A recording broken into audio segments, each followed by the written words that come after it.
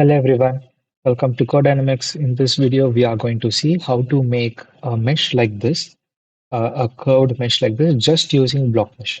So this is a 2D, but this is applicable even for 3D cases. You can understand the concept and use it for 3D if you wish. So now we are going to see how to make a mesh like this, just using blockMesh in OpenFOAM. Okay, now I will quickly jump to my blockMeshDict, which I have already made. You can find this file in the description. You can download it and you can use it. So I'm just going to explain the process which we are going to follow. So this is our computational domain which we have, and this is what we are trying to make as a mesh. Okay, so here you can see to make something like this, we have certain parts in the geometry. Like this is our first block, and let me take a different color. So this is our first block. Then we have our second block. And then we have this entire thing, which is like the curved surface, but that also can be split into something like this, right? So these are the things that we are wanting to create. So this will be block one, this will be block two, this will be block three, and this will be block four. So it's not in order, but you understand the point. There are four blocks that we are trying to generate. So before we create the curved surface, first we have to create it as hex boxes. Hex in the sense like a normal cuboidal. In terms of block mesh, it is hex. So we'll be creating four hex boxes, which will look something like this figure on the left. So this is what we are first trying to do. So if you have not watched my previous block mesh video, or if you are not familiar with how to generate a block mesh, you can check out my videos. I will put the link in the description. For a basics, you need that to understand what I'm doing here. So I have created this 3D thing and I have numbered. So just to go through, this is 0, 1, 2, 3, 4, 5, 6, 7. We have our 8, 9, 10, and 11. And we have 12, 13, 14, 15 here. Then I have created 16, 17 in the background and 18 and 19 in the front. So now what I did was I have taken this point, which is like the center as 0, 0, 0, which will be our origin. And I have extruded this to 0.01 in the z direction. Okay, so to give you a visual of the axis, this will be x, this will be y, and this will be our z or z, however you want to pronounce it. So we have these things here, and the z direction is 0.01 meters. So that is what we are trying to do here. I hope you understood the concept. As you can see, this length is 1 meter. You can see from this diagram. And this height is zero point 0.2 meters. And we have the radius from here to here is 1 meters. So from this point to this will be 1. And since the thickness of this is like zero point 0.2, from here to here it will be 1.2, right? So the origin to this point will be 1.2, origin to this point will be just 1. So that is something which we have to remember. So based on this, we will assign every point, the every coordinate system inside our block mesh. So I have already done it. So just for an example, I'm going to tell you what I have done. Let's take 0. Okay, so 0 is on the z direction 0 plane itself. So this will be in x terms, it is minus 1 meters. So for 0, I have taken minus 1. And in terms of y, this is like 1 meters, the radius you can see. And then this is 0.2. So it is 1.2 in the negative y direction. So this will essentially be minus 1, comma, minus 1.2, comma, 0. Right? I hope it's correct. So minus 1, minus 1.2, and then we have 0. Similarly, if you take 4, it will just be extruded in the z direction for 0.01. So I have put 0.01 alone. Otherwise, it's same as the 0 point. Similarly, if you go to 1, it is in x direction 0 itself, but y direction is minus 1.2, and then z is 0. And then you extrude the 1 by 0.01 in the z direction alone, you will get zero point 0.5. Similarly, I have given the coordinates for every point here. I have also given the numbering. So you can take a screenshot of this numbering if you can actually understand what I have written. And also you can take these values and you can check what I have done here. Okay, so these are the coordinate points which I have mentioned and you can check. There is a small mistake. This will be our 18 and this will be our 19. Okay, fine. Now what we are going to do is create hex boxes using these. Okay, the first hex box which we are going to create. So I have commented these things. This will add comment. Now I am uncommenting so as to explain it to you what is happening here. Okay. So once I uncomment the first hex box, what we are trying to do here is 0, 1, 2, 3, 4, 5, 6, 7 is our hex box. So basically this will be our first hex box that we are trying to create. So I have put 0, 1, 2, 3, 4, 5, 6, 7. If you already know how to do block mesh, you will essentially understand what is happening here. Otherwise, I highly recommend you to check my previous video or any other block mesh video for that matter. Okay, so first I will run the block mesh. Okay, now it is generated. I will open this. So you can see we have created the block mesh. I will turn on the axis grid so you will understand what exactly is happening here. You can see it is from -1 to 0, and then the height is from -1. It's actually is from -1 to -1.2. That is exactly what we intended to do. Okay, that will be our first hex box. You can see that this is in 2D. It's one cell thickness, so it's basically 2D in OpenFOAM, and it is 0.01 in thickness.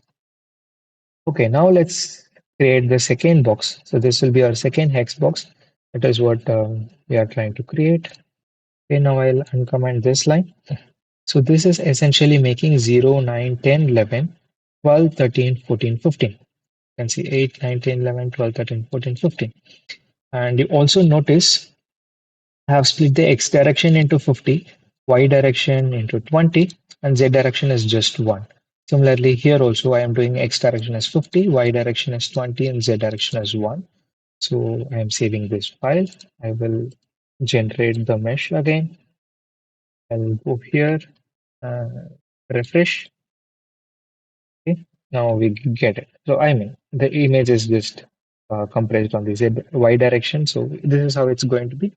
You can see in the positive y direction we are having from 0 to 1.2.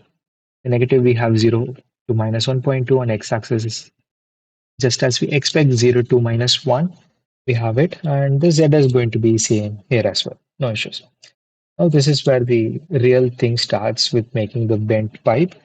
Now we are going to make these two boxes, which is this and this one. So we are trying to make this as a hex box, but there is no x and y to actually give the numberings, right? Like the splitting. We did this as the x and this as y. So we were having some relation to what actually we are doing. But here, what is x, what is y? This is slant. It's 45 degrees almost. Exactly 45 degrees actually. So what exactly are we trying to do? That I will explain here. So first I will uncomment our first hex box. Okay, this is 17, 16, 10, 9, 18, 14, 19, 18, 14, 13. So here we have this box that we are trying to do, the top box. Okay, and this is what I have done. Like 19, 16, 17, 10, 14, 9, all these is given in the order which is supposed to give the face pointing outwards when we use our right hand thumb rule. I'll generate the block so you can understand it better. Okay, now you can see that we have got this as a straight line. I will change it to surface with edges. You can see that this one is split into 20. I'll go here.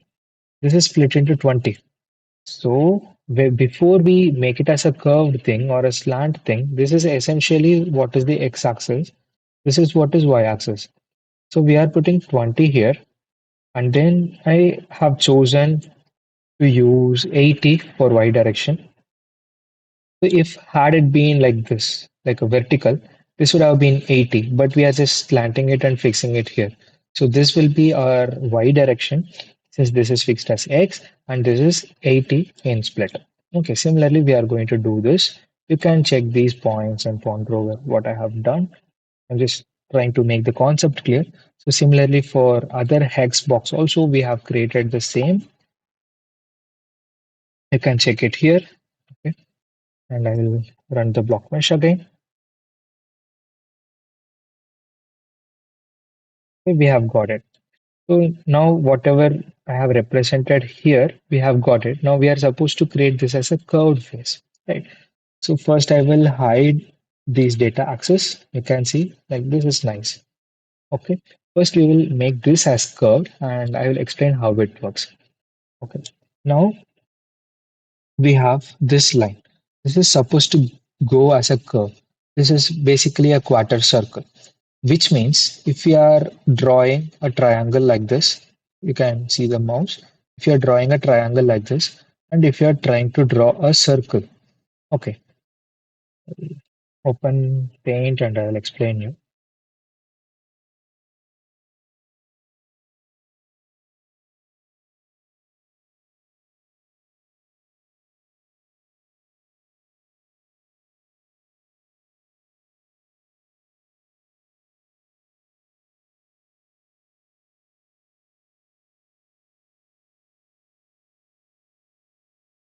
Okay, now this is exactly what we are trying to achieve. But for us, it is like a straight line in our case, right? It is more like this. Can forget about it. Okay, now what exactly we are trying to do is we are going to find this point and give it as an interpolation point. We know this point we have already defined. We know this point we have already defined. Now we have to find this point and then give it as an interpolation point. So when the straight line is trying to form like this, instead it will take an interpolation automatically and form like this. That is automatic. So you just have to define this point. But how do we find this point? So if you know geometry, the x-axis and y-axis can basically be represented as cos theta, comma, sin theta. Sorry for my handwriting. I'm writing with a mouse. I have a pen right now. Okay. So the theta is this. This is something like this. Okay. So if you know this as well, you can actually find it out. But we are good with this. Okay. In our case, this is 45 degrees. So all we have to do is plug in 45 here and here, and we will get what this point is. Okay, now we know that this radius is 1. Okay, so whatever values we get, we have to scale it by a factor of 1. So bear with me here if it is too much. So we are trying to find the coordinate point for this region. Essentially, we are just trying to find this point. Okay, so how do we calculate it? You can simply open your calculator. We want to find for 45, and first we will find the x-axis. It is 0.707, and from the origin it is 1 meters away. So you multiply by 1, so you'll have the same thing, 0.707. And for block mesh, you can go here and you will have a function called edges. The first edge, I am going to uncomment this. You can see we are going to interpolate the line 13 to 19. The syntax is put arc and then mention the points, and then you have to mention the interpolation point, the midpoint. Okay. In our case, the x-axis cos theta turns out to be 0.707. Sin theta also will be 0.707. It's sin 45 cos 45, it's same. And the z direction, the point is 0.001 because it's on the front plane, not on the zero plane. Okay, so we are defining this, and I hope this is clear till now. If not, you can rewatch it, you will understand it. I'm running the block mesh now. I'm going to paraview, and when I click on refresh, you can see that we are able to see this curve here. I mean, for the back face, we have not done it yet. You can see that this point, it is around 0.707. You can see, right? So we have done this for 13 and 19. Similarly, we have to do for 9 and 17. Only then we will get proper curved line in that area, right? I'll go here. I will uncomment this also, which is our 9 and 17. It's like the back phase of that. And I will run blockmesh again. So I'm running blockmesh every now and then just so that you can understand. Whereas you don't have to do it every now and then. Okay, this is for the bottom curve. But if you see the right side one, which is at 1.2 meters away from the origin, it is still a straight line. So I'm going to follow the same thing and make it as a curve or as an arc in terms of block mesh. So how am I going to do? I will uncomment these 2 points, which is 14, 18, 10, and 16.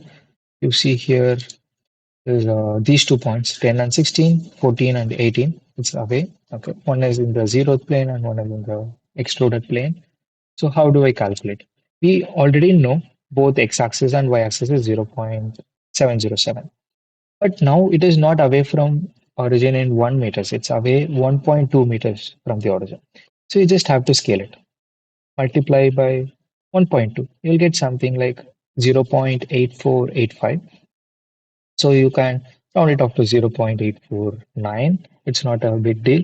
So I am going to put it as 0.849, 0.849, and for Z action is 0.001. Similarly for 10 and 16, but it's on the zeroth plane. So 849, 0.849, but 0. I'm going to run the block mesh again. Go here, click on refresh. You can see that this is a nice curve. It's ultimately what we wanted.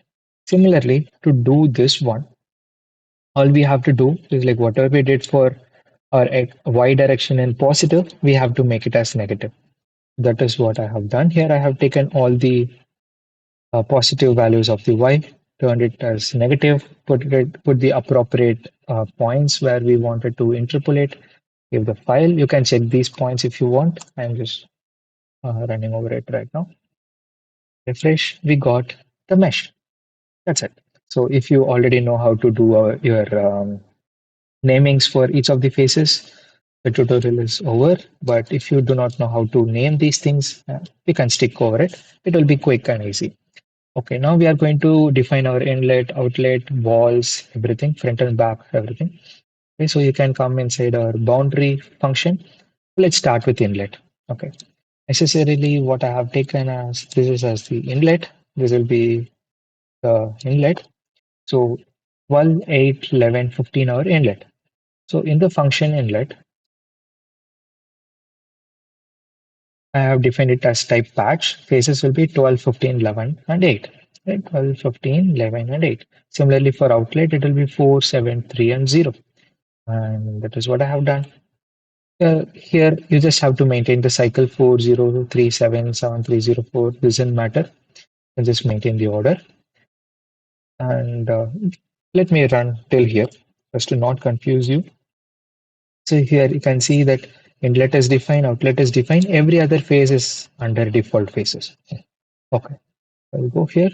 I'll refresh it. You can see inlet and outlet has popped up. Hide everything else.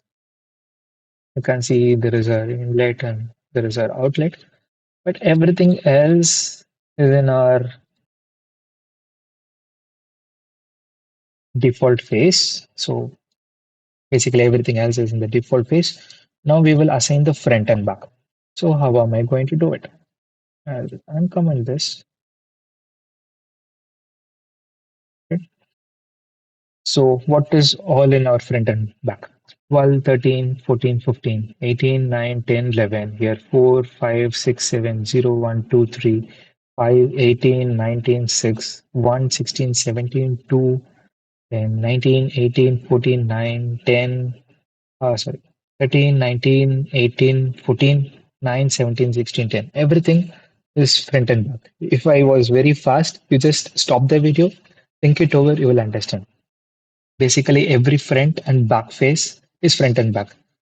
You can see here that 13, 12, 15, and 14 is front, and the back will be 8, 11, 9, and 10. Right. Similarly, you have to do for every hex block. You can check these faces here and compare it with the coordinate points. I have given it as comment. You can check it out. So all these will be front and back. I will run it quickly, and you can see in the default faces, the front and backs are not there. Only walls are there. So essentially, these are walls. So now two things are possible. Either you go inside your constant folder under polymesh, open your boundary, and define everything as walls manually. You save it, you go here, refresh, you won't have anything under default faces because now everything is under walls. This is very simple. You can do it. But if you don't want to do like this, if you want to understand the actual process, you can do something of this sort. Okay. You see, again, everything is under default faces. Nothing is under walls. Everything has default faces. So I again go back to my blockMeshDict. I will uncomment all the walls, right? So here in our diagram, you can see 12, 8, 9, 13 is a wall. 15, 11, 10, 14 is a wall. 14, 10, 16, 18 is a wall. 19, 17, 9, 13 is a wall. Similarly, 3, 7, 6, 2, 4, 5, 1, 0, 5, 18, 16, 1, 6, 19, 17, 2. Everything is a wall. There are too many points on the screen. Yeah. So everything is a wall. You can define everything here. I have done it. If you want, you can pause and check it over. You will understand it. I will save this file and run blockmesh again. I'll refresh. So nothing is in the default phases. Everything is under walls by automatically. You can even go to your boundary file and you can see that everything is saved under walls. The type is wall. Here also in blockmesh, you can see the type is wall. Everything else is a patch. So if you close your para view and kind of you can open it again, click on apply. Now you can see that you have your inlet. You can see here. Then you have your outlet just here. Then you have all your walls, right? Then you have your front and back, which is like the empty planes. So one final thing which I have to do is change this to empty. That's it. I'll run my final block mesh, refresh. Now you have two groups. One is wall group, everything is a wall, and we have empty groups. Front and back is empty whenever you are working with a 2D case. So that is it. That is all that is needed to generate this mesh. You can see this is a really nice mesh. You can see the gap here, right? Yeah. And walls are also just these one cell thick, so it is 2D case. I hope you enjoyed this video. If you enjoyed, consider dropping a like, consider subscribing to the channel. If you have any queries, you can drop down in the comments. If you have any suggestions for any more videos regarding OpenFOAM, you can put it in the comments. And if you think someone will be benefited by seeing this video, share it to them. See you in another video. Bye bye.